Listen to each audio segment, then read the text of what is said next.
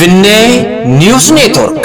Finfinnee News Network. Finfinnee News Networkiin aadaa, afaan, aartii fi seenaa Oromoo dagaagsa. sagalee uummataa ta'uun Qabsoo Oromoo daran finiinsuuf miidiyaalee Oromoo karaa adda addaan qabsoo sabichaa utubaa jiran kanneen akka sagalee bilisummaa Oromoo, Gadaa Miidiyaa Neetwoork, Kaayyoo Maltiimiidiyaa, Se'ifan Belbaal, Egeree News Network, Oromiyaa News Network, Voice of Independent Oromiyaa, Walabummaa News Networkii fi miidiyaa dhaddacha Oromoo, gaaddisa tokko jalatti gurmeessuun hojii eegaluufi Finfinneen handhuura Oromiyaati. Finfinnee News Networkiin argaa fi dhageettii uummataa ta'uun Bilisummaa fi walabummaa Oromoof Oromiyaaf hojjeta. miidiyaa uummataa Finfinnee News Network deeggaruun sagalee uummataa ta'uun dirqama seenaa habaanu Finfinnee News Network.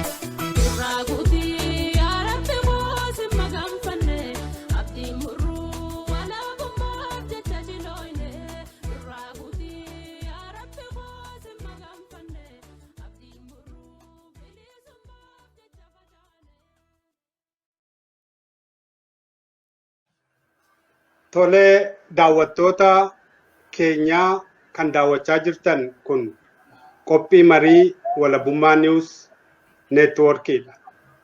Qophii marii keenya har'aa keessatti miseensota WBO duraanii lama qabannee dhiyaanneerra.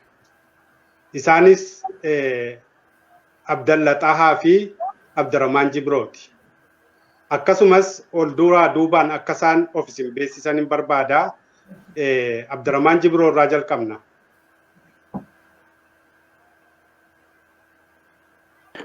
Tole maqaan kiyyaa Abdurrahmaan Jibrooti.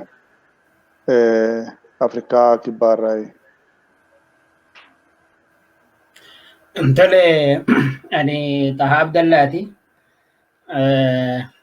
Tahaa Abdallaa askara Awurooppaa kana jiraata biyya Faransaay irraa. Tole hedduu galatoomaa akkuma isin beektan Tahaa Abdallaa yookaan abbaan mirgaa yeroo hedduu miidiyaa irra jira. Jarreen kun miseensota waraana bilisummaa Oromoo duraaniiti. Jaalawwan kooti. Jara kana wajjin haala qabsoon bilisummaa Oromoo har'a irra jiruu fi sochii uummatni Oromoo keessa jiru tuttuqnee ilaalla. Abbaan mirgaa sirraan jalqaba gaaffii koo jalqaba. Qabsoo hidhannoo WBO'n geggeeffamu isa qaamaan keessatti hirmaachaa turte. Fi kan har'a immoo qubee generation yookaan immoo dhaloonni haaraan geggeessaa jiru kana garaagarummaan isaa akkam maaltu jira jettee yaadda? Galatoomii carraa kana nu kennitee waan beeknurraa akka Oromoodhaaf nu godhuu keetiif ulfaadhaa isin warri walabummaa miidiyaa neetwork. Gabaabatti haalli gaafa san qabsoo keessatti godhaa turree fi har'aan tana keessa godhaa jirru garaagarummaa guddaa qaba. Akkaataan itti qabsoo gaafa san godhaa turree fi har'aa garaagarummaa qaba. Dammaqinsi uummata Oromoo kan har'aatii fi kan gaafa sanii garaagarummaa guddaa qaba. Bilchalli uummanni Oromoodhaa qabsoo bilisummaadhaatiif godhu haguma san garaagarummaa qaba. Hundeedhaan qabsoon qabsoo bilisummaati. Kan gaafa dargiis, kan bara wayyaanes, kan ammaan tanatti fufaa jirus qabsoo bilisummaadhaaf godhamu qabsoo diddaa gabrummaati. Qabsoo diddaa gabrummaa kana keessatti wareennii fi wanti isaa yoo tarsimoon isaallee garaagara qabaate wanti bu'urri isaa fi kaayoon isaa isuma tokko jechuu dandeenya. Garaagarummaan isaa tokkummaan isaa kana yoo ta'e garaagarummaan isaa kan gaafa nuti qabsoo goonuu fi har'a jidduu jiru gaafa nuti qabsoo godhaa turre san Oromoon wal nu dhagahaadhaan turre. Lammaffaa immoo fiinxa lafaa moggaa lafarratti qabsoon godhamaadhaa ture. Har'aan tan ammoo wanti gaafa san moggaa ture sun baqaqee biyya Oromiyaa jedhan kutaa Oromiyaalee hunda wal gahee haga walakkeessa naannoo walakkeessa Oromiyaa gara dhiyaatiin gara kibbaatiin lafoota dur takkaa qabsoon kun keessatti hin argamin gaafa nuti qabsoo goonu san keessa hin turin jechuun qabsoon takkaadha bakka Oromiyaa keessa hin jiraatin hin jiru sochii waraanaa lafa dur takkaa hin gahin keessatti sosso'aadhaa jira. Kanaaf egaa garaagarummaan isaati sadarkaan dammaqinsaatii fi dammaqinsi uummataa waggaa dhufu hanguma san dammaqinsi waraanaatis dammaqinsi qabsaa'otaatis qaroominnis wal faana guddachaa waan dhufuuf garaagarummaa akkasiiti qabaa jechuudhaaf jedhe. Tole hedduu galatoomi Tahaa Abdallaa. Abdurrahmaan Jibroo sittan dhufa. Sochii WBO kun kan warra har'aafti moo warra duraaf irra mijataadha jettee yaadda? Achumaanis yaadani gaaffiin abbaa mirgaa gaafadhe kanas ittiin daballi. Warra kamiif irra mijataadha? Warra duraaniitiif moo warra amma lolaa jiruuf mijataadha jette? Tole jalqabmachiis yaa carraa kana nuu kennitee argitee walabummaa miidiyaa irratti akka dhiyaanne yaada keenya uummata Oromoo bal'aa kanaaf dabarsinuu fi qabsaa'ota keenya kan biyyoota addunyaa kana guuturra jiranii fi Oromiyaa keessatti diinaan kokkee wal qabaa jiranii wajjinis kanuma wajjin wal qabatee akka yaada keenya hirmaannu godhuudhaaf hedduu galatoomi jechuun barbaada. dhugaa dubbachuudhaaf qabsoo haalli qabsoo ka gaafa duraa baroota 20-30 duraatii fi har'a yoo wal bira qabnee ilaalle kamturra mijataa ka jedhu yoo ilaalle haalli hedduu wal xaxaadha. Bara sanis hanqina jiruutu jira. Waan hedduu bu'aa qabummaadhaan agartee hedduutti bu'aa gaarii qabaatus ni jira.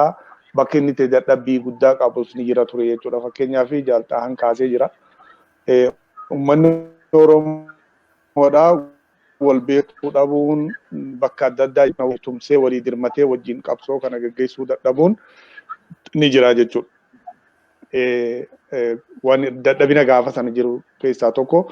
Har'a immoo uummanni Oromoo bahaadhiyaatti kaabaa kibba jiddu galeessatti Oromoon akka Oromootti waliin dhaabbatee qabsoo isaa itti fufuu Oromummaa isaa jabeeffatee sabboonummaa sadarkaa ol aanaatti qabaatee gochaa jiraachuun kanaa wajjin wal qabatee bilisummaa isaatiif xiqqaa guddaan nuti qubee jenereeshin jedhee maqaa ofitti hubatee qabsaa jiraachuun ni beekamaa jechuudha. Haa ta'uti rakkoon jiru ammaas gaafa sanis jiruu fi akka amma jirus garaagarummaan jirutu fakkeenyaaf dadhabinni yookaan rakkoon guddaan ammaan tana jiru akkuma hojiin teknooloojii guddataa dhufetti haalli teknooloojii guddataa dhufeetiif qaroominni guddataa dhufetti sabboonummaanis guddataa dhufetti dabree maas rakkoon biraatis wajjin dhufaa jechuudha. Rakkoo wajjin dhufu diinni kaleessa akkuma keenya sana innis dura guddachaa tarkaanfachaa babal'ichaa haala qabsoo kanatti danqu daranuu haala anjeeffachaa waan deemuu fi danqaan san walumaan guddachaa dhufaa jechuudha. Wanni guddaan tokko kan ittiin haalli ammaan tanaa kun irra mijataadha jechuu dandeenyu yoo jiraate namni har'a baha Oromiyaatii fi dhiha lixa Oromiyaa wal hubatee guyyaa haduu har'aan tanaa kana keessatti oolmaa har'aa kana keessatti rakkoo biyya jiruu fi gaarii jiruu fi hamtuu jiruu wal hubachuu danda'a. Bara keenya ka durii ji'a jahatti wal hubachuu hin danda'amu dhugaa dubbachuudhaaf keessa turree 80moota 90moota keessa rakkoo guddaatu ture jechuudha haala qunnamtiitiin laalchisee yookaan laalu taate.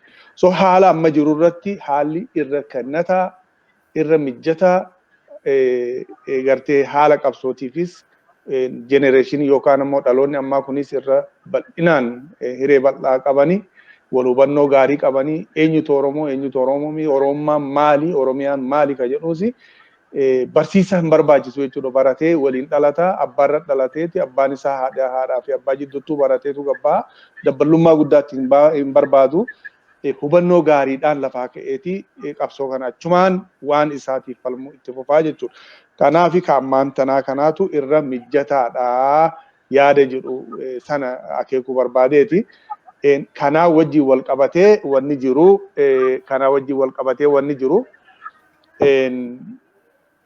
humniti diinaa akkuma jirutti danqaan jirus jiraatee haalli ji'oogiraafii geopolitics biyyattiidhaa jijjiirama addaa keessa jiraachuudha wajjin jijjiirama kanaa wajjin immoo rakkoo guddaa agartee daangaa hin qabne kan biyyoota adda addaa kana keessatti gaanfa Afrikaa kana keessatti jijjiiramni karaa bahaatiin karaa dhiyaatiin dhufaa jiru hedduu.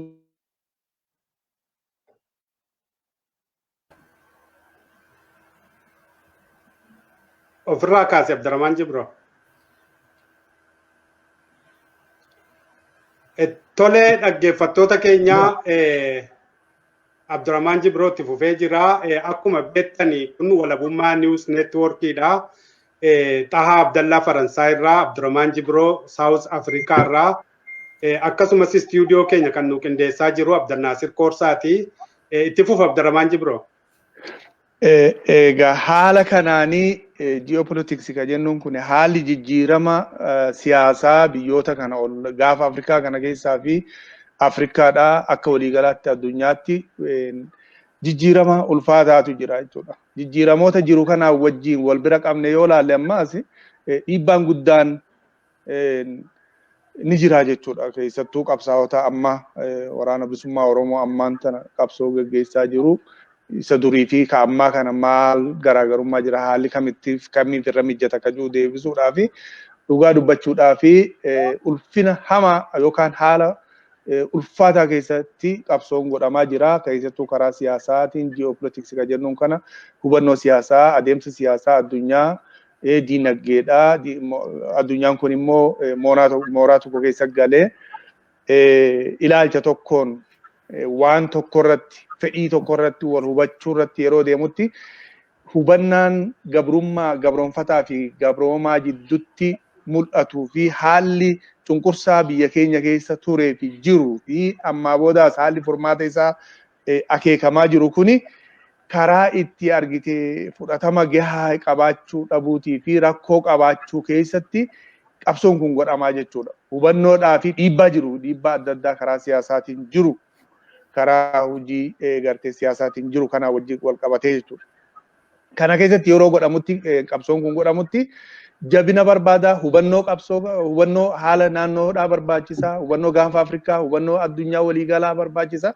Kana qabaachuun egaa hedduu bal'inaan keessatti gabbu'anii qabsoon ani godhu ka akkamittiin ammoo fudhatama qaba, akkamittiin galii gahuu danda'a ka jiru sana mooxannoo qofa odoon taane hubannoo addunyaadhaa wajjin wal qabatu qabsaa'ota ammaarraa eeggamaa jechuudha. Kanaafuu haalli amman kana kar tokkoon kennataa ta'us karaa biraatiin haala ulfina jajjabaa yookaan ammoo haala ulfaataa fi wal xaxaa ta'e keessatti qabsoon godhamaa jira jechuu barbaadeeti.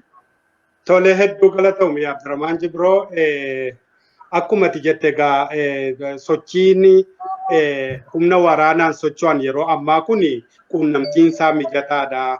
Uummata dammaqaa ta'e keessallee socho'u warri ammaa dhalooti haaraan kun dura garuu 90moota 80moota keessa wal quunnamtiin baay'ee hamaa ture.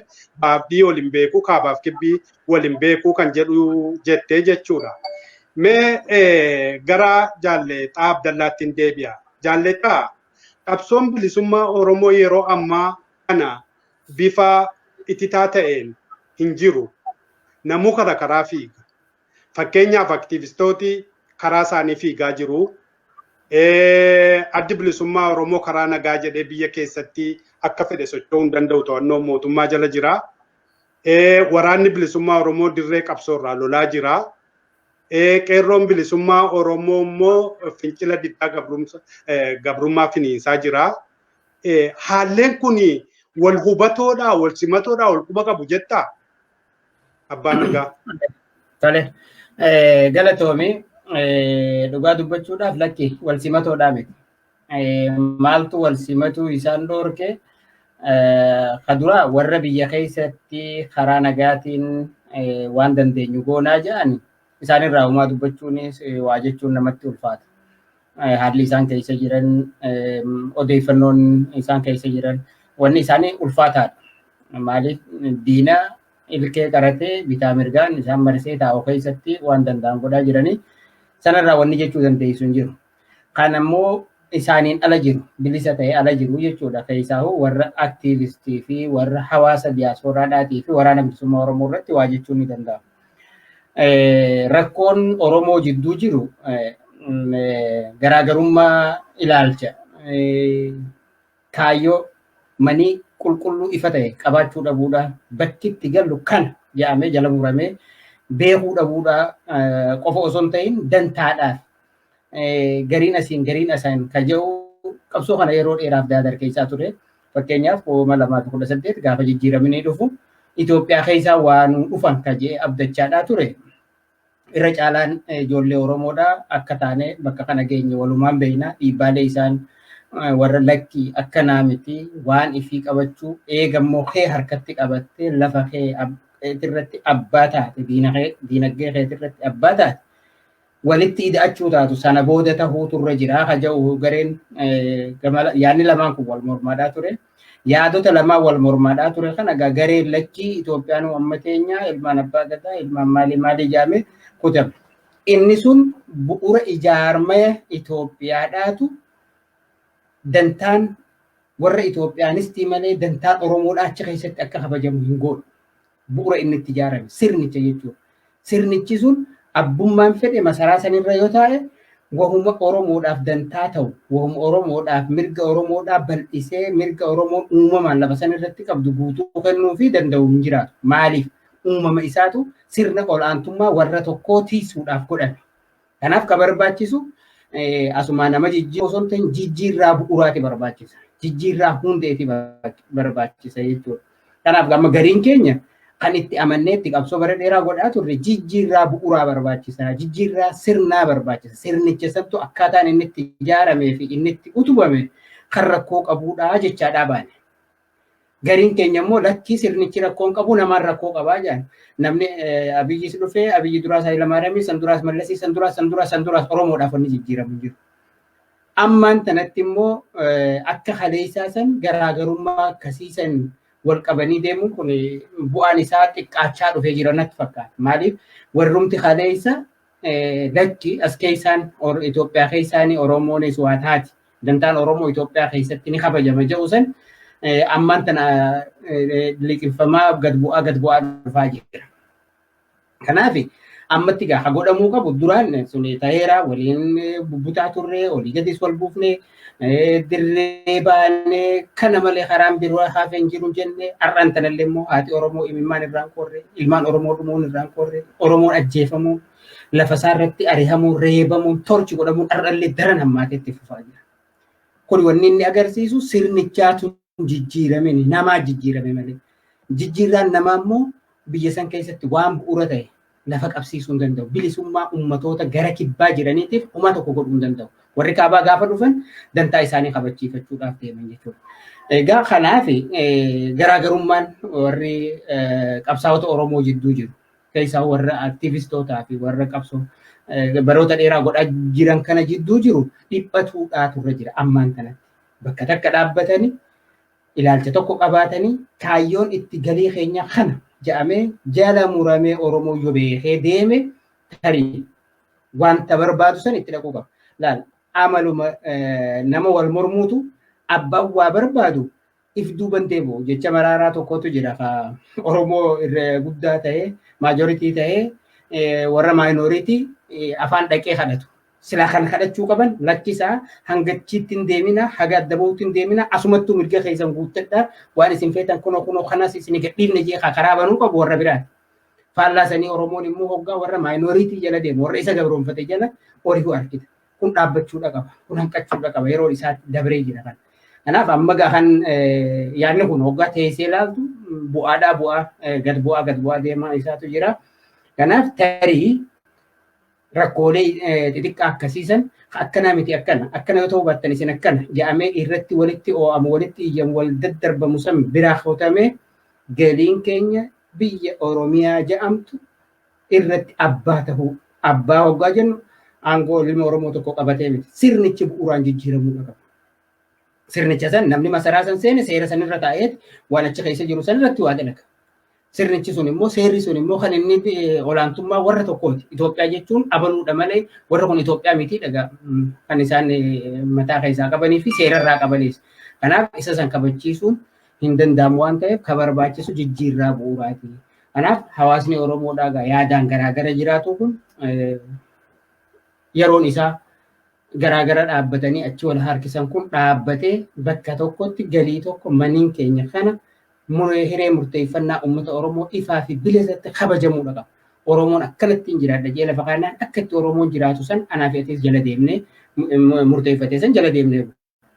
Sana asitti immoo asiin achi nuu dhufee abaloo achi nuu dhufee achiin abaloo nuu dhufeen kun gahee dhaabbachuudhuma qaba. Kan wareegamee dhiiga gafalee ilmaan itti dhabee alaamaan itti dhabee jijjiirama fide Oromoodha.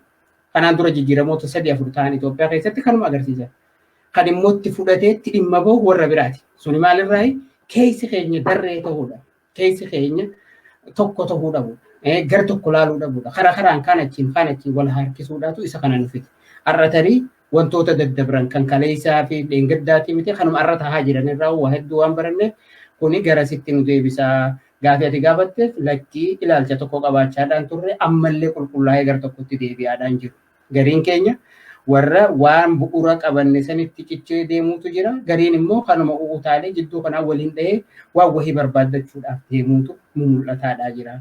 Kanaaf Oromoon immoo akka Oromoodhaatti akka uummataatti haga ija takkaan gurra tokkoon galiin kiyya kana bakkiin itti galuu barbaadu kana jedhee sana irratti qabatee wareega barbaachisuuf qopheessin deemnetti wanni kun waan nu jalaa hin fakkaatu jechuun jee.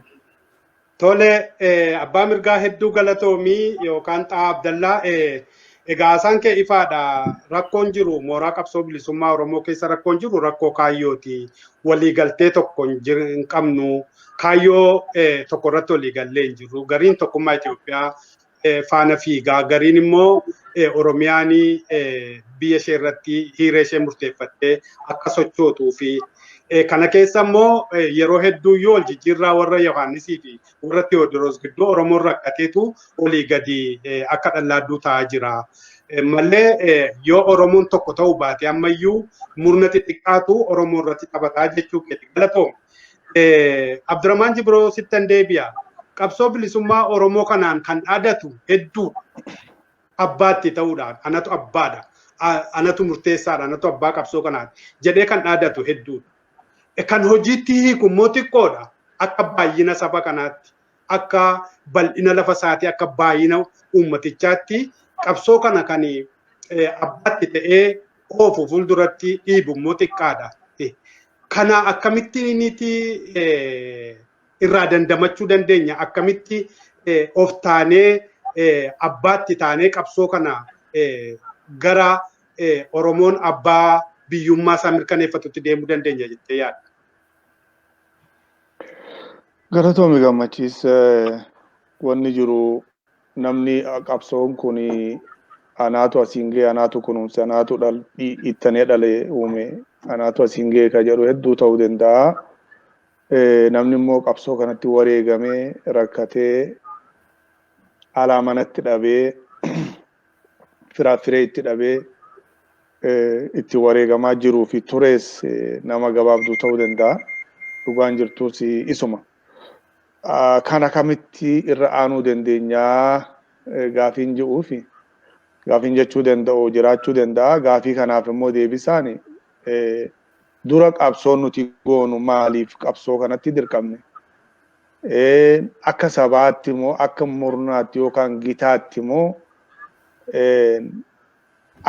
haala akkamiin qabsoo kanas seenne jee uummanni Oromoo dhaloonni jiru kadabre silaa warri irratti wareegamanii asiin gahanii dhaloonni amma asiin gahee keessatti qabsoo kana keessatti qooda fudhachaa jiru kun akkamiin maali haalli qabsoo kanaa jee waan agammaatti dabrerraa kaasee seenaa qabsoo kanaa hubatee waan amma keessa jiru hubatee kara fuulduraatti waan nama mudachuu malus tilmaammatee lafa kaa'ee akkamittiin irra aanuu danda'a akkamittiin qabsoon kun kiyya jedhee ilmaan Oromoo bahaa dhiyaa kaabaa kibba amantii hundarraayyuu warri argaman akkamitti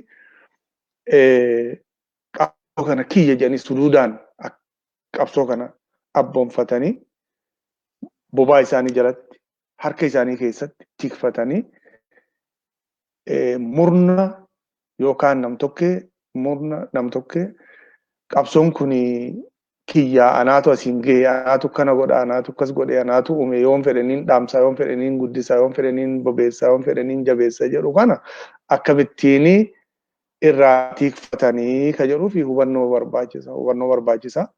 Seenaa fi duuba deebanii qorachuu barbaachisa. Maaltu qabsoo kanatti nu kaase waan jiru sana hubachuu barbaachisa.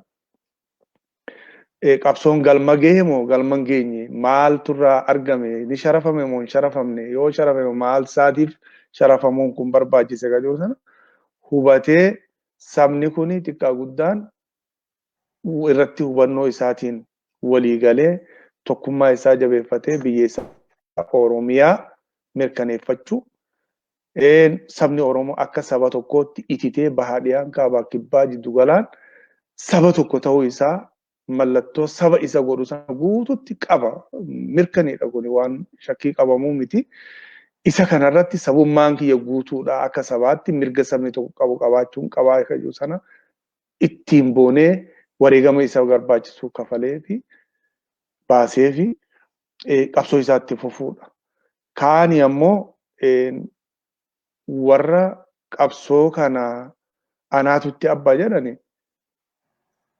abbummaa isaa sana akkamittiin mirkaneessitaaf akkamittiin ammoo lakkii abbaa miti abbaa yoo taate immoo nama akkas dhaabbateetu qabsoo kanaaf abbaa jedhee qoma dhaabachuu danda'a. Innichi dhaabbatu immoo qabsoo kanaaf abbaa ta'uu hin danda'u jedhee sabni kun adda baasuu danda'uu qaba. Eenyutu abbaa miti kan jedhu san adda baasuu danda'uu qaba. Namni mooraa diinaa keessa taa'ee anaa qabsoo abbaa yoo jedhe lakkii mooraa diinaa keessa jirta. Mooraan diinaa immoo kana fakkaata. Mooraan saba kanaa immoo kana fakkaata. Ati kanaafuu mooraa kana keessa teessee mooraa diinaa keessa teessee qabsoo kanaan an abbaadha jechuu hin dandeessu sin fakkaatu jedhanii dura dhaabbachuu danda'udha dhaloonni kun. Kana falmachuu danda'u.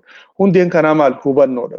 Hubannoon kuni qabsoon maaliif qabsotti kaane hidhannoo kaasuun kuni qabsuma warraaqsa kana jalqabuun isaa maaliif nu barbaachisee isa nu geessaa jechuudha.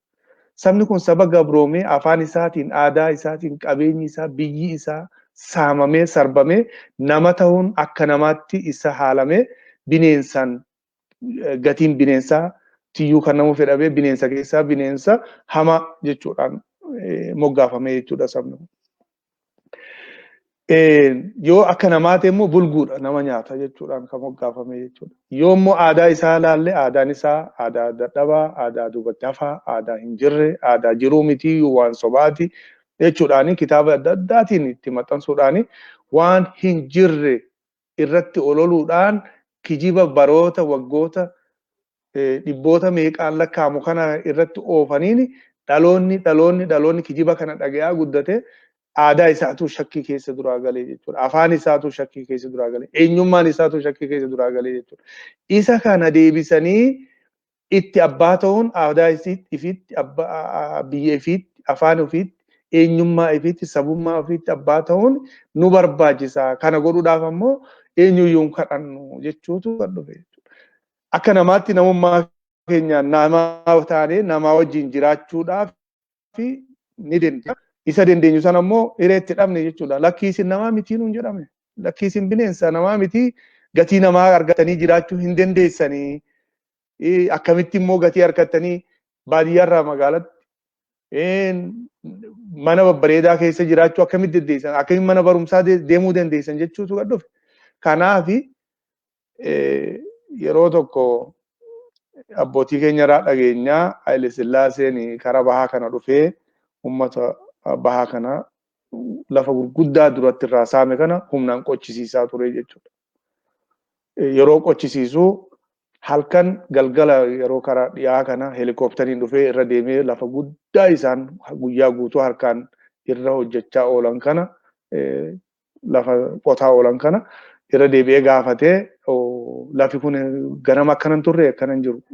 Ganama ni beeka akka lafti kun ture amma akkana jira. Namni kun ammoo mirqaanee jabaatee hamilaaweetii gaa waan godhuun qabu murteeffatee irraa dafnee gallajee hojii isaatti fufe jennaani jara kana ka isaan tokkummaadhaan hojii akkasii hojjetan waan fedhan jijjiiruu danda'u waan ta'eef lafa qofaa miti biyya kanallee jijjiiruu danda'u karaa ifii fedhanitti dabsuu danda'u. Kanaaf isaan kana tokkummaa isaanirraa akka isaan tokkummaan arganne addaan tiksu bineensa walitti godhu walitti wal hamachiisu wal nyaachisu isaanuma isaaniin cabsu irratti aadaa godhachu kanaa wajji wal qabatee diinagdee irraa fageessu humna waraanaa irraa fageessu mana barumsaa irraa fageessu jedhee murteessee jechuudha dhaameef jechuudha jeneraalota yeroo sana isa tiksanii dhaamee jechuudha. So kana jechuun hagas takka uummanni keenya sadarkaa sanitti akka inni tuffatu akka inni ta'ee hin jiraanne gochuun itti fufee jechuudha. Inni sanaa boodaatis Oromoo fayyadamuu fi fe'achuu yoo ta'e malee furmaata gartee haqaa kan waaraa kan sabni kun barbaadu sana itti hin argamsiifne jechuudha. Kanaaf uummanni kun wanni inni qabsaa'uun isatti murtaa'eef yookaan qabsaa'uu murteeffatee fi akka namaatti nama wajjin taa'ee sirna waliin dubbatee anis nama atis nama namummaa walii hubannee waliin jiraachuu dandeenya mirgi kiyyaas naa haa eegamu keetis siif haa eegamu akka namaatti waliin jiraachuu dandeenya jechuu sana deebisaa argachuu dadhabee qabsootti seenee jechuu sabni kun. Kana hubachuu danda'u deebisaan kun hanga ammaatti hin deebine hagammaatti hin deebine. Fakkeenyaaf namoonni gariin bilisoomnee jirra, akkas taanee jirra, kana goonee jirra jechuun ni danda'u. Jijjiiramni tokko qabsoo warraaqsa qabsoo Oromoodhaatiin kan jijjiirame biyyi kuni Haayile Sillaaseen qabsoo Oromootiin kufe butameet immoo harka diinaatti gale. Dargiin mataan isaatis qabsoo Oromootiin kufe butamee immoo harka diinaatti gale. Inni amma jijjiirama finna political reformation finna gochisiisee namicha kana nuutu terroristiidha mootummaa kanaatu waggaa 27 diina ta'ee uummata kana nyaachaa balleessaa lafarraa balleessaa tumaa ajjeessaa saamaa biyyarraa ari'ataa ture nuutu warra kanaatu terroristiidha jechaa kan ture har'a deebi'ee immoo the same thing is repeat godhee jechuudha. Isuma sana deebisee ajjeessaa saamaa biyyarraa balleessaa ani Oromoodhaa kajuu sana sirna sana guutuu dadhabuu isaanii jechuudha. Akka jaaltaan jedhe sirnichaatu hin jijjiiramne namaatu amma walirraa jijjiirama malee sirnichi sana hin jijjiiramne jechuudha.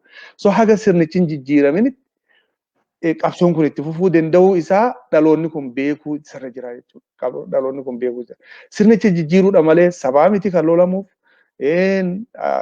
Oromoon kuni nama yookaan sanyii namaa balleessuu fi miti kan deemuuf haqa isaa irratti abbaa ta'u mirgi namaa akka namaatti biyya san keessatti tikfamuu danda'u keessaa immoo kan ofii akka tiifatu hawwaa jechuudha Oromoon kana fedha jechuudha kanaaf qabsaa jechuudha.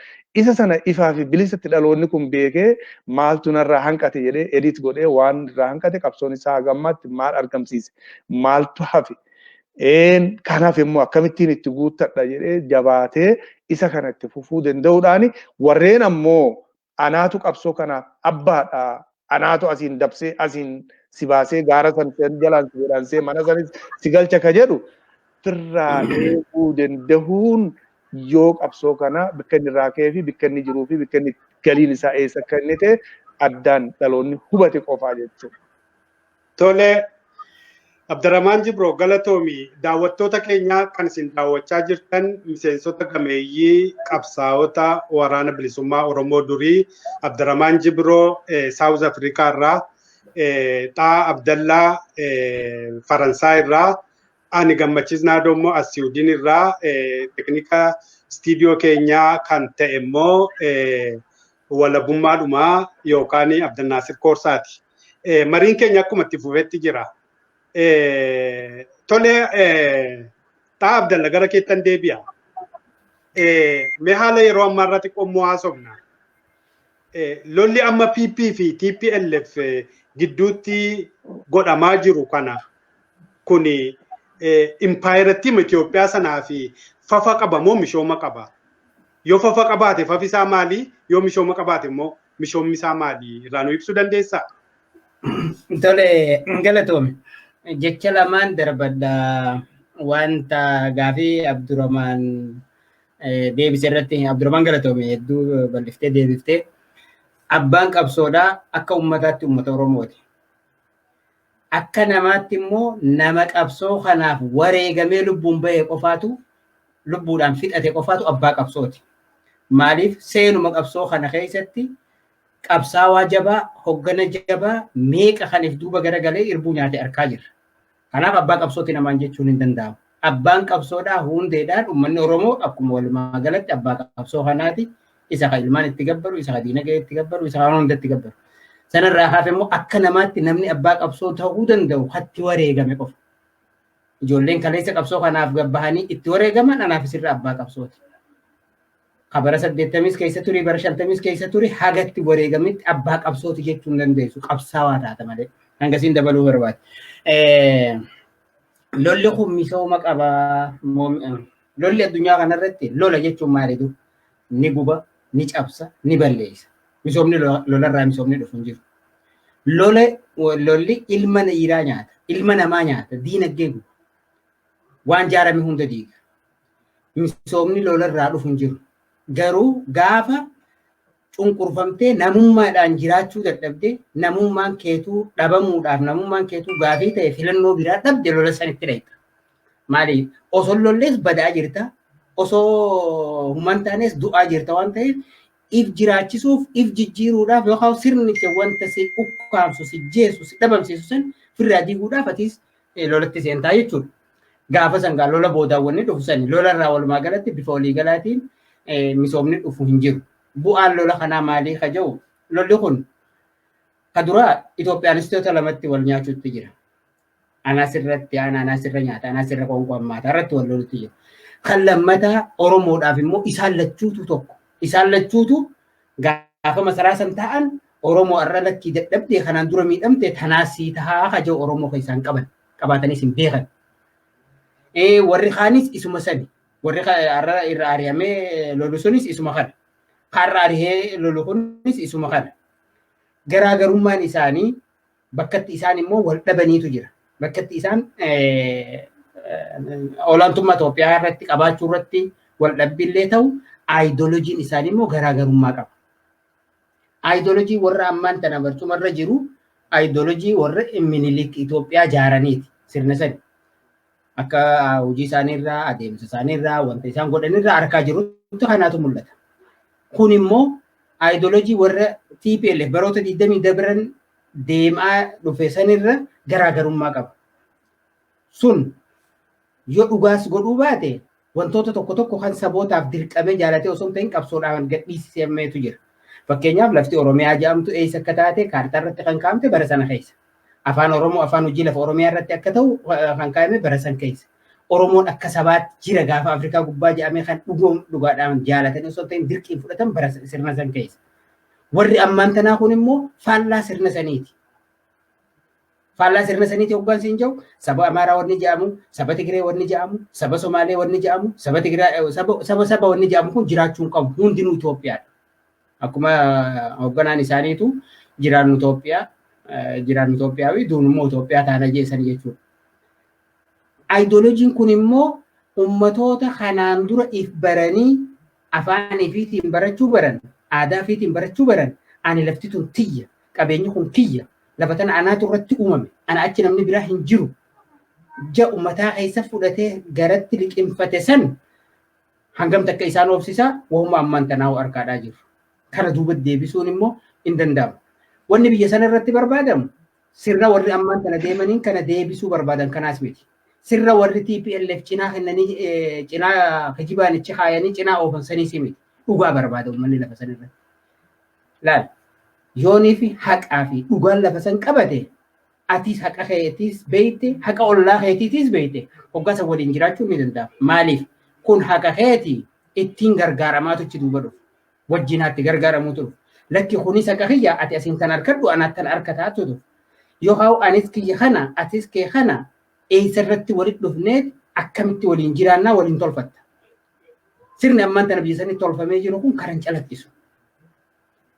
Karan calaqqisaan jiru. Kan inni calaqqisuu fi kan inni oofaadhaa aarraan tana gahe sirna warra ol aantummaa warra tokko oofuun. Itoophiyaan eenyu jette ammaan tana amma faa dirree bayeetu deemaadhaa jiru. Lola dheengadda goggodhamaa jiru kana irratti wanni ati argitu Itoophiyaan Amaara malee warri biraa tokkolleen Itoophiyaa kan taaneetu dirree bahee himamaadhaa jira. Kun maalitti si geesse jechuun cunqursaan kaleedhaa sun irra caala hammaatee as deebuudhaaf deema. Kun immoo nagaan fidu. Lola kanaatu dhalachaa dhufa. Lola biraatu dhalachaa dhufa jechuudha. Kanaaf lolli bu'aa fiduun qabu kan ammoo irratti wal lolaadhaa jiran Oromoodha. Oromoon bakka marra taa'u kanarratti dantaan kiyya maalii?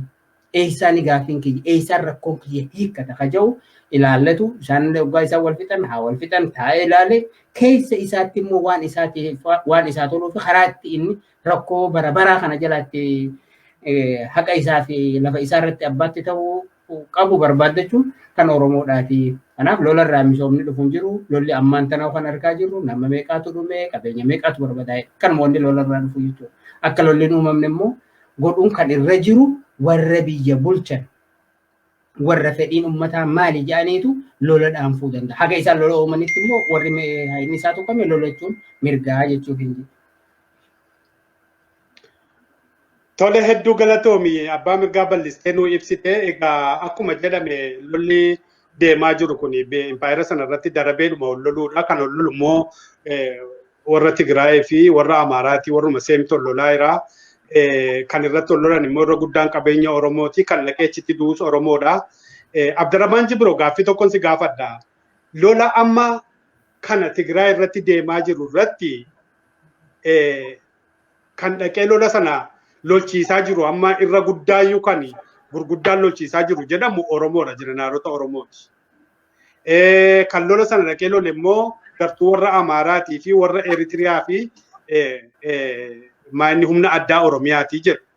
Keessaayyuu immoo amma kan himachaa jiran warri TPLF himachaa jiran warri Eritiriyaa fi warri Amaaraa qabeenya Tigraay jiru hundayyuu buqqisaa jiru. Midhaanuu haamanii fudhachaa jiru. Qorqorroo buqqisanii achi dabarsaa jiru. Kanaan dura nu saamtan jedhanii deeffachaa jiru jedhama. Lola sana itti gaafatamaan lola sana lolchiisaa jiru. Abbootiin bobbaa fi humni qilleensaa hundumtuu immoo Oromoodha. Isa qabeenyi warri Tigraay saaman kan Oromooti. Qabeenya Oromoo saaman malee Amaararraa waan saamne, Eritiriyaarraa waan saamne, warri Eritiriyaa gaafa Tigraay nu saamaa turte, Oromoo saamaa turte iyyuu buqqaa nu saamaa turani. Isaan qabeenya maalii deeffachaa jiru? Warri Oromoo dhaqanii machirratti du'anii saamaa jedhanii isaaniin afeeruudha moo maal hojiin isaanii immoo akkuma warra TPLF jechaa jiranii sangoota jedhani warra humna addaa Oromiyaadhaan sangoota warra naftanyaanii bobbaafattee jedhaa turanii. Maali hiiki kana akkamittiiniti ofii lolchiisanii dhaqanii Oromoon du'eerra guddaan dhaqee achirratti du'ee kan immoo qabeenya achi saamamee achi galisan fudhatu warra Eertiraaf warra Amaaraa. Maal Oromoo akkasii kan akkamitti ilaaltu? Jaarraa akkamii keessa jirra? Maali falli Oromoo jettee yaadda Biramaan Jibroo? Jaal gammachiisa dhugaa dubbachuu fi wanni kun waan nama dhibu. Waan amma jalqabee miti wanni kun. Amma fakkeenyaa fi lola Xaaliyaanii fi Itoophiyaa jidduutti deemfame. Gammaatti lafeen biyya Tigraay keessa jiru lafee Oromooti irraa dhugaa dubbachuudhaaf. Warreen gaafa sana hojii gootummaa agarsiisanii diina jedhanii cabsanii baasan uummata Oromoo haa ta'anii malee warri abbaan itti himame maqaan itti himame ittiin dhaadatamu warra biraati warra mammaan tana wal lolaa jiru kana Tigrumaa fi Amaaraa jechuudha. Amma fakkeenyaaf lola Eertiraa fudhadhu. Eertiraa fi Itoophiyaa jidduutti 1999 yeroo dhoohu humni irra guddaan lafa sanitti barbadaa'ee dhukkee haatitti hiyyoomtee agartee ilmatti dhabdee haadha Oromooti. Jeneraalonni gaafa san lafa sana lolchiisaa turan gariin isaanii amma lubbuun jiranii ittiin dhaadatan. Garuu maaltu irraa argame? Gaafii duraati jaal xaa gaafatte sanaa fi yoo xiqqoo waati dabaluu barbaade lolli by the way waan tolchu tokkollee hin qabu jala mureetu xaan himee dhuguma waan tolchu hin qabu lolli kuni Itoophiyaa iyyuu hin milkeessu yoo namni inni xiqqoo agartee mataa isaa keessatti waa uumu jabdummaa yookaan ammoo nama kanaati jechuu uumu jiraate Abiyyi qofa keessatti uumu malee nama biraatti uumu fi warreen isaanii wajjin jiran. Lolli kun lola haaloo of keessaa qabu. Lolli kun lola agartee waan ammaan dura wal godhan of keessaa qabuu fi lola daangaa lola ilmaan Yohaannisii fi ilmaan Teedros hijaa walirraa qaban lafa walirraa saaman daangaa san keessatti olloomoo san keessatti walirratti waan geessaa turan wal irratti bahan. Kaan immoo hijaa siyaasaadha. Warreen akka dargii keessatti warreen wayyaaneen akka malee goote as keessa deebi'aniiti bifa biraatiin deebi'anii lola kana keessatti argaman. Oppidoo mataan isiidha akkas. Kana keessatti warri hijaa walirraa bahan qaqqabnee warri kaleessa akkas nu godhe sana qaqqabneetuma ilkaanii nyaannaa jechuutti fudhataniitu lola kana keessa seenanii huma itti milkoofnee lubbuu nama nagaa maatii nagaa qabeenya jiru barbadeessanii jechuudha. Gara hundaayyuu qabeenyi kun qabeenya irra caalatti qabeenyi biyya san keessatti barbadaa'e qabeenya Oromooti. Gara fedheen kan wayyaaneen saamtee biyya sana keessatti qabeenya Oromooti. Kan jarri kun ittiin lolu jirtu qabeenya Oromooti. So gara hundaanuu qabeenya Oromooti. Kan isaan irratti wal lolaa jiran ammoo qabeenya Oromooti. Oromiyaa fudhachuudhaa fi anaatutti abbaa anaatu bikka kanas caalaa itti haqa qabaa jechuu irratti wal lolan malee waan biraa tokkollee hin jiru jechuudha. Sana hagas eegaan dabalee booda ammoo dhugaa dubbachuuti warri Oromoonni hojii isaanii keessatti bara Xaaliyaanii yoo fudhanne, bara Soomaaliyaa, lola Soomaalii fi Itoophiyaa jidduutti yoo fudhanne, bara ammaa fakkeenyaa fi Eertiraa fi Itoophiyaa jidduutti yoo lola ta'e yoo fudhanne, ka ammaan tanaa kanaas dabalatee haga ammaatti ilmaan Oromooti jechuudha. Kani gootummaadhaan cabsanii waraana kana keessatti hirmaannaa humnaanuu saamamanii humnaanuu hidhachiifamanii haa dhaqanii garii haalli isaaniitu isaan irra mudee haallinuu keessatti akka hirmaatan haa taasisu irra caalatti kan Oromooti jechuudha. Ka maqaatti argachaa ture immoo warra biraati. Har'a immoo maqaa inumaatu waan xiqqoo dabrerraa ni jijjiirra jechuudhaa fi loloota kana lolaa maantana Eertiraa fi Tigraay fi Itoophiyaa jidduutti ta'e kana Oromootu itti abbaadha. Oromootu karaa xayyaaraatiin humna qilleensaatiin karaa lafaatiin kan akka gaariitti jabinaan biraanii lolaa lafa kaayee hojjete Oromoodha jedhamee dubbatame dhugaadha kuni ta'uu danda'a. Ammoo Oromooni gurra isaa sana gartee jabeessuudhaaf malee dhuguma dantaa keessaa qabaatee dantaa waan biraa dhiisiitii inni madaayyuu mada'u gaariitti gartee wal'aansa gaariitti argateeti kan jedhu sana yoo laallee hin arganne haati meeqaan tan bu'aa jirti bakka inni itti darbame namni beeku hin jiru reeffi isaayyuu bakka itti argame hin jiru jechuudha. Nama hedduminaan dhugana hanqisuudhaaf jecha awwaalanii jiran jechuudha bakka inni itti awwaalamuu hin qabne. Kanaaf warri waa saamu immoo duraanuu saamtuudha gara hundaanuu saamtuudha. Ka saames horiin achitti saamamee dhaqe waan beekamuuf jecha keenya nutis isuma kana saamna isa immoo boruuf taanitti deebinee saamna jennu kanarra isuma ammaa nu harka jiru kana saamnee manatti haa galfannu jechuudhaaf if keessaa qaba malee waan biraa tokko if keessaa hin qabu. Inni Oromoodhaan immoo saaminsa dhiisee waan gartee gurraa argachuudhaa maqaa argachuudhaa fiigu kuni maqaan isaa kun hagam takka isa akka fayyadu hin beeku. Maqaan isaa immoo har'aan tana eenyuuf isa fayyada? Maqaan kun ilmaan Oromoo ajjeesanii lafarraa balleessanii diinan taane keessatti dirreen taane keessatti lolchiisanii maqaan isaan argatan akka hin jiraatu. Maqaan isaan argatan itti fakkaatee kana godhan malee maqaan isaan argatan jiru. Ilmaan abbaa gadaati jechuudhaan gurra keessaa baasanii isin akkasiiti kana soba kanaan gartee gurra keessaa baasanii gaafatti godhanii eegetti godhanii diina san dura geessanii humna diinaatiif waliif duulchisanii duula san keessatti duula isaan ilaalan keessatti akka isaan dhumanii fi kaan immoo gurratti argatu goosanii jechuudha. Kanaaf warri waa saamu saaminsa wanni isaanii karaa hundaanuu saaminsa duraanis saaminsa ammas saaminsa kaayyoon isaanis kaayyoo saaminsa irratti hundaa'e maaliif biyya Oromiyaa jiituu tana gabbattuu tana qabeenya isii nama isii horii isii hunda isii lafa isii qilleensa isii hundaa'u saamanii haga ammaatti irratti as gahan. Isa kana immoo kan diinni kaan saame kana wal harkaa deeffachuudhaaf wal harkatti allaattii raqa buttee tokko afaanii qabu kaan afaanitti bubbutu ta'uma malee waan biraa tokko illee keessaa hin qabu yaada jedhu ittiin argama. Tole marii keenya gara xumuraatti dhiyaanneerraa ammas kan mari'ataa jirru miseensota gameeyyii WBO duraanii Walabummaa News Network irratti Abdallaa Xahaa Faransaay irraa Abdurrahman Jibroo South Africa irraa ani Gammachiis Naadoo Siwiidin irraati. Gaaffii gara dhumaatti si dhufa jaalletaa ilmaan Tigraay gaafa rakkoon biyya isaanii keessatti uumamu gaafa Tigraay sadoon Tigraay tuqamu raayyaa ittisa biyyaa keessaati irra guddaan isaanii ba'anii qabsoo isaaniitti dabalaman. Isaan kaan immoo yoo raayyaa ittisa biyyaa irratti tarkaanfii fudhatanii lubbuu isaanii wareegan. Biyya irratti namaa fi wannoon taanu jedhanii maal ilmaan Oromoo kuni maaliif itti dhaga'amuu dide?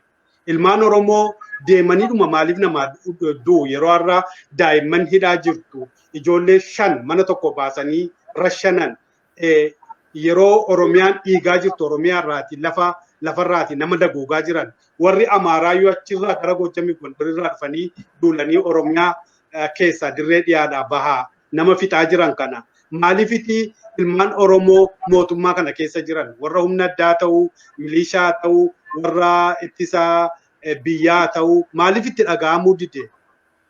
Achumaanis immoo lola amma Tigraay naqan kana misaayilatu jira jedhan misaayila tokko nutti hin agarsiisne. Qawwee yookaanis immoo tokko nyaattee warri TPLF gatanii deemanidha. Lammaffaa immoo juuntaa jedhan nama tokko qabanii seeratti hin dhiyeessine. Kasaaraa amma deemaa jiru kunoo maal fakkaata? Mee warra kanarraa naa tuttuqi. Galatoomi.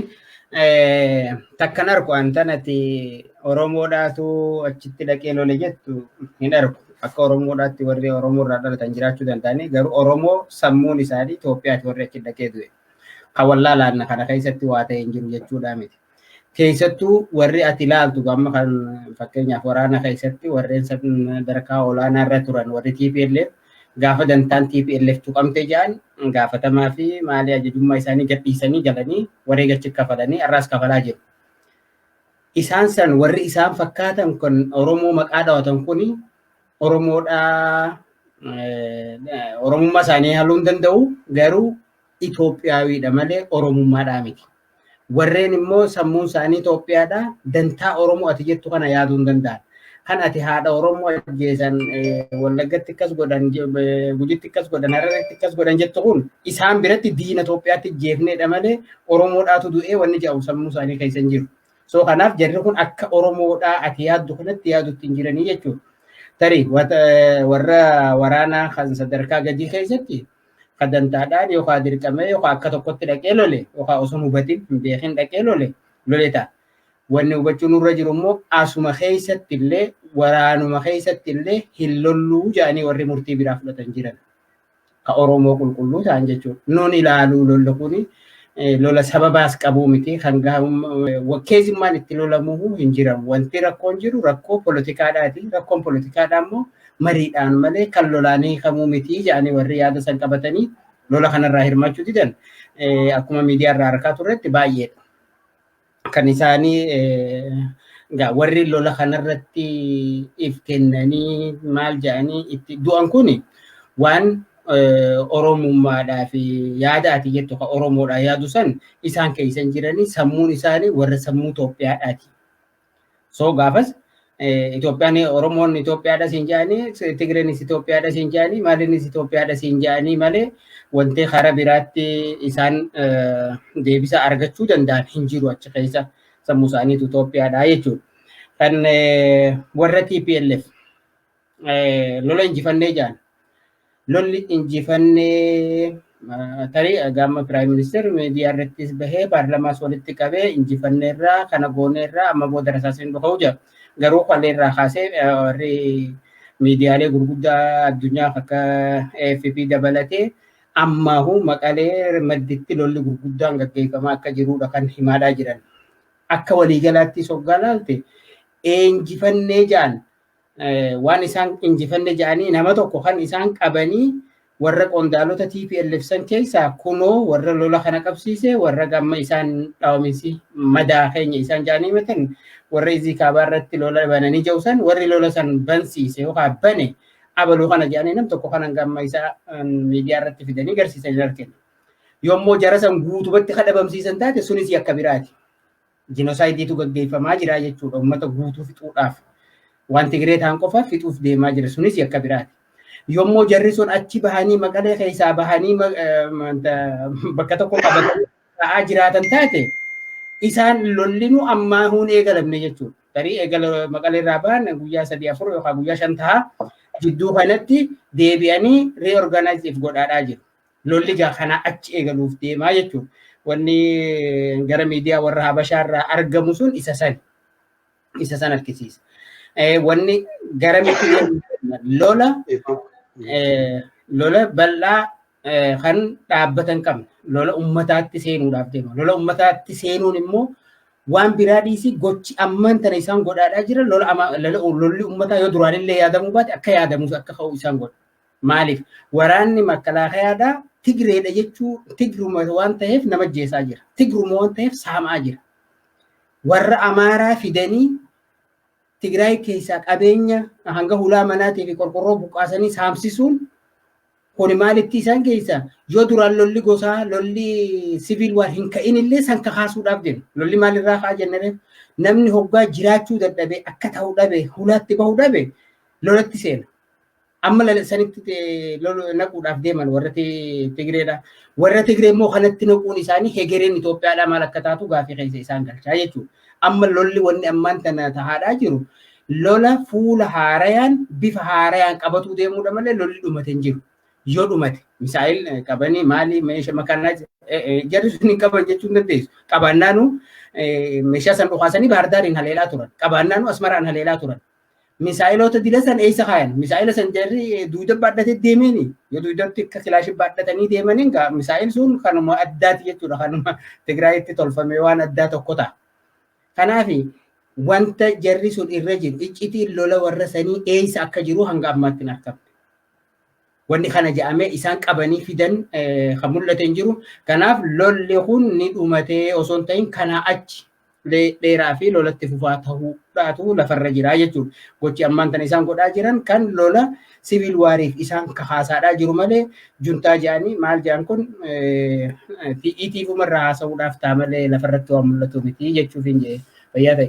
Amma hedduu galatoomaa yeroon keenyas dhumateera mariin keenyas dhumataa jira.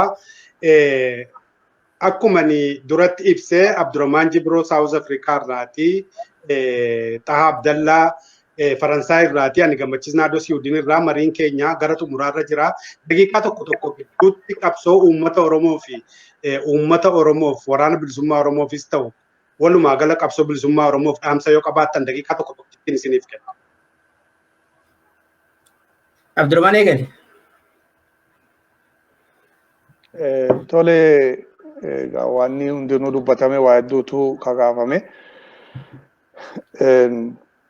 Wanni jechuu dandeenyu uummanni keenya bakka jiru hundaa'u qabsoo kana bira dhaabbatee qabsoon kun qabsoo kiyya jedhee suduudhaan akka agartuu ija isaatti akka qalbii isaatti akka qaama isaatti eeggatee waraana bilisummaa Oromoos akkasuma immoo hayyoota Oromoos ummanni bal'aan Oromoos walii wajjin karamii deemaa dhufnee as geenye eessatti deemna ka jedhu sana hubatanii galiin qabsoon kun tilmaammate akka hin gahin akka bakka hin gahin hubachuurraan qabsoon kun akka itti fufa qabaatu ammatti immoo kara xumuraatti dhufaa jiraachuu isaa hubatame tokkummaa sabaa keessattuu kan gitoota adda addaa uummanni Oromoo haala adda addaa keessa jiru gitoota adda addaa keessa jiran barataa barsiisaa ijoollee daa'ima manguddoo dubartoonni hirmaannaan qabsoo kanaaf qabsoon kun irraa eegu guddaa waan ta'eef namuu bakka jiru qabsoo bira dhaabbatee qabsoo kana finiinsuun tokkummaa cimsee akka qabsoo kana galmaan gahu jechuun barbaada. Qabsoon galman geenye garuu galmatti dhiyaataa jira. Isa galmatti dhiyaataa jiru kan immoo tokkummaa jabaadhaa fi hubannoo bilchaataa nurraa barbaachisaa jechuudha. Isa kana hubannee keessaa fi alaan walii wajjin qabsoo kana itti akka hirmaannu jechuun barbaada. Waraana bilisummaa Oromoo bakka jiranii uummanni Oromoo guututti keessaayis alaayis deeggarsa barbaachisu guutumattuu keessattuu hoggansa qabsoo adda bilisummaa Oromootiin haga ammaatti waggoota 40 kana dhiibatee as ga'e kana daran itichuudhaan qabsoon kun akka inni galma ga'u gochuun barbaachisaadha. Kana hubatamee akka qabsoo kanatti gartee namuu qalbii isaa deebisee qabsoo kana xumuraan ga'u jechuun barbaade. Taani wanni tokko kaniin ani uummata Oromoodhaa yaadachiisuu barbaadu. Qabsoon waan bal'aa keessaa qaba. Diinagdee qofaas miti. Diinagdeenis waan guddaadha, utubaa guddaadha qabsoodhaa fi beekumsi akkasii utubaa guddaadha. Humniti namaa akkasii utubaa guddaadha. waan kana walitti fidanii beekumsa qabsoo beekumsa diinaa fi humna namaa walitti fiduudhaan waan jabaa tokko qabsoo kana xumura isaa herrega isaa inni gaafatu irraan gahuun haa jiraatu jechuun barbaada. Keessattuu haala kana keessatti namni keenya, hawaasni keenya, uummanni keenya inni barataanis gita gitaan murna murnaan adda dhidhiibachuun ni jira. Qabsoon kun har'aas ga'ee jira. Addi bilisummaa Oromoo qabsoo kana dhiibee sadarkaa kana ga'ee jira. Uummata Oromoo bal'aa kanaa wajjin addi bilisummaa Oromoo mataa isaatti kontoraataan fudhanne. Qabsoo kana bilisoomseetiin bilisummaa tolchee harka keessan kaa'an jenne. Qabsoo kanaaf waa akeekuudha malee haala uummata bal'aa kana uummata Oromoo guddaa kana waa akeekuu fi masakuudha qabsoo kanarratti masakuu yaadaan hirmaachisuu danda'uudha malee waan biraati miti. So hirmaannaan qabsoo kanatti uummanni kun lakkoofsa olaanaadhaan godhu haalaan barbaachisaadha ammatti haalaan barbaachisaadha. Biyya keessaayis alaayis qabsoo kanaaf dirmachuun haa jiraatu. Yoo xumura yeroo gabaabaatti itti goona jenne qabsoo kanatti jabaachuu namuu qabsoo bakka jirruun qabsoon tun tiyya ana malee nama biraa hin eeggattu jechuu sana irratti murteessine bakka jirruun qabsoon tiyyummaa qabsoo sana irratti murteessine uummanni kun irratti murteessee qabsoo kanatti akka jabaatu yaamicha godhuun barbaada jechuudha. Uummata bal'aa Oromoo kana yaadachiisuun barbaada. Kaani Tole qabsaa'onni Oromoo bakka jiranii qabsootti finiinsaa jiran qabsoonni uummanni bal'aan Oromoo isaanii wajjin jira bakka jiranii akka jabaatanii qabsoo kana jabaatanii wareegama barbaachisu kafalaa jiranii itti fufan duubatti uummata bal'aa Oromootis abdachaa akka deeman uummanni bal'aan Oromoo akka bira jiru hubachiisuu yookaan yaadachiisuun barbaada. Jabaadhaatii jajjabaadhaa bakka jirtanii jechuun barbaada. Tole hedduu galatoomii Xaa Abdallaa. Tole galatoomi guddaa wanni dhaamuun jiru. Wanni itti jirru qabsoodha. Qabsoon immoo bifa facaadhaan namuu bakkuma arkeen deemuun kun bakka nu geessees hin qabu bakka nu geessuus hin qabu. Kan ammaan tana harkaa jirrus jaarmayaan ititaadhaan deemuu dhabuu ka'e.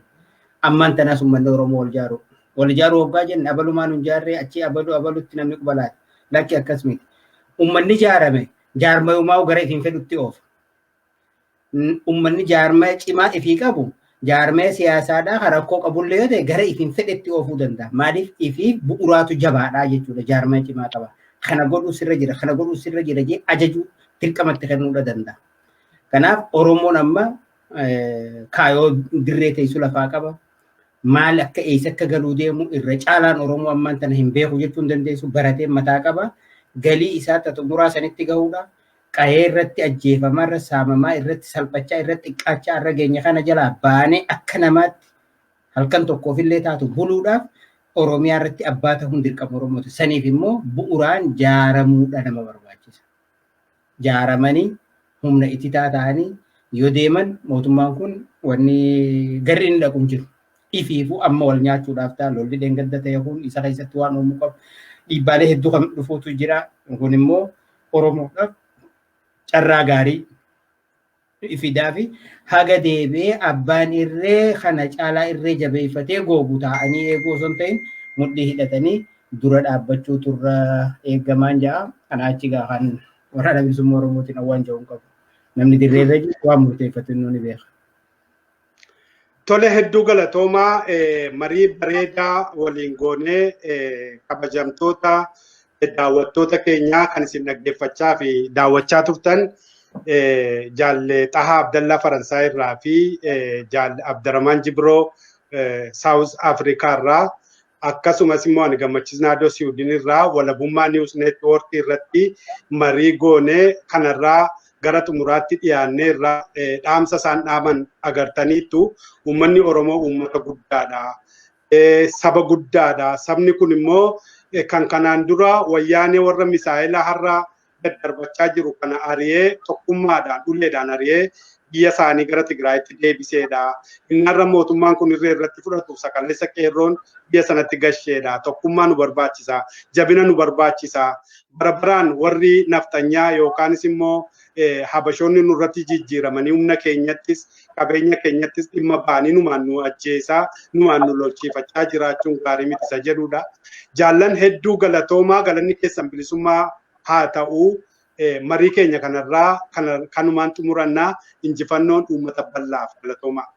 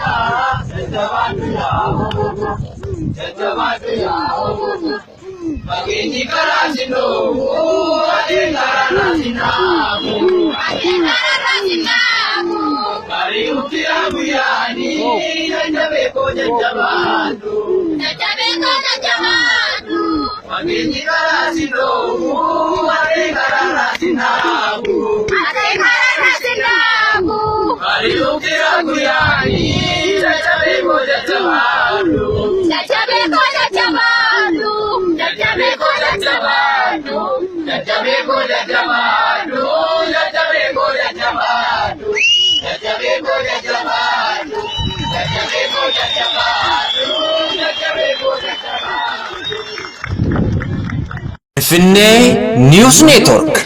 Finfinnee News Network. Finfinnee News Networkiin aadaa, afaan, aartii fi seenaa Oromoo dagaagsa. sagalee uummataa ta'uun Qabsoo Oromoo daran finiinsuuf miidiyaalee Oromoo karaa adda addaan qabsoo sabichaa utubaa jiran kanneen akka sagalee bilisummaa Oromoo, Gadaa Miidiyaa Neetwoork, Kaayyoo Maltiimiidiyaa, Se'ifan Belbaal, Egeree News Network, Oromiyaa News Network, Voice of Independent Oromiyaa, Walabummaa News Networkii fi miidiyaa dhaddacha Oromoo, gaaddisa tokko jalatti gurmeessuun hojii eegaluufi. Finfinneen handhuura Oromiyaati. Finfinnee News Networkiin argaa fi dhageettii uummataa ta'uun Bilisummaa fi walabummaa Oromoof Oromiyaaf hojjeta. miidiyaa uummataa Finfinnee News Network deeggaruun sagalee uummataa ta'uun dirqama seenaa habaanu. Finfinnee News Network.